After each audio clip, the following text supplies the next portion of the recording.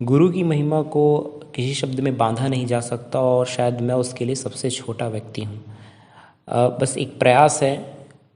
मेरे जीवन के दो सबसे बड़े शिक्षकों की प्रेरणा इन शब्दों के पीछे है जो मैं आपके सामने प्रस्तुत करने जा रहा हूँ। उनमें से एक मेरी शिक्षक हैं मेरी माँ, और जो दूसरे मेरे शिक्षक हैं मेरे प्राथमिक शाला के प्रधान अध्यापक श्री प्रकाश सिंह ठाकुर जी। मेरी कविता कुछ इस प्रकार है। अक्षर से शब्द, शब्द से वाक्य, वाक्य से पद, पद से कथा, कथा से विचार, विचार से कल्पना, कल्पना से संकल्प, संकल्प से सृजन, सृजन से सफलता, सफलता से सामर्थ्य और सामर्थ्य से नवीन आरंभ रच देने वाला ही गुरु कहलाता है। गुरु आदि है, विकास है, बल है, त्याग का उदाहरण है, मर्यादा का एहसास है। गुरु मुक्ति की गंगा है, चंदन की शीतलता है, लोहे को तपने वाली ज्वाला है, काव्य रसों का प्याला है। गुरु हर कहानी का सार है, इतिहास की ललकार है। गुरु हर चरित्र का आकार है, संसार का हर ज्ञान, हर युद्ध, कला, संगीत सबका वाहक गुरु है।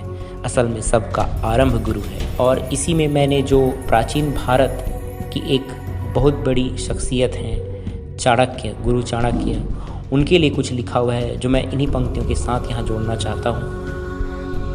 जब घनानंद ने उन्हें भिखारी कहकर दुत्कार दिया था तो उसी क्षण उन्होंने भरी सभा में शपथ ली थी कि वो यानी एक साधारण शिक्षक ही उस राजगद्दी पे बैठे शासक को बदल डालेगा। और उन्होंने किया भी वैसा ही।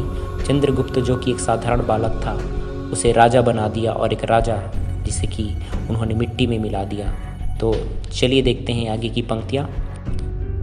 नंद ने जब ललकारा था, थमे द्वार पर पाँव गुरु के, घूर रही थी मानो अग्नि, हृदय पे गहरा घाव था उनके।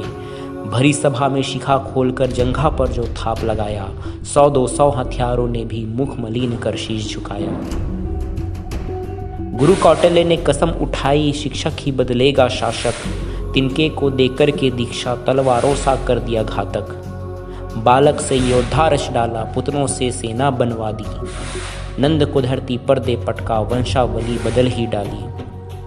कई सेना और लाख सिकंदर, नंद वंश या राजपुरंदर, गुरु बनाता नित्य मिटाता पृथ्वी सूरज और समंदर। गुरु चाणक्य के मुख से निकला एक सत्य जो कि हर काल और दशा में सत्य ही रहेगा।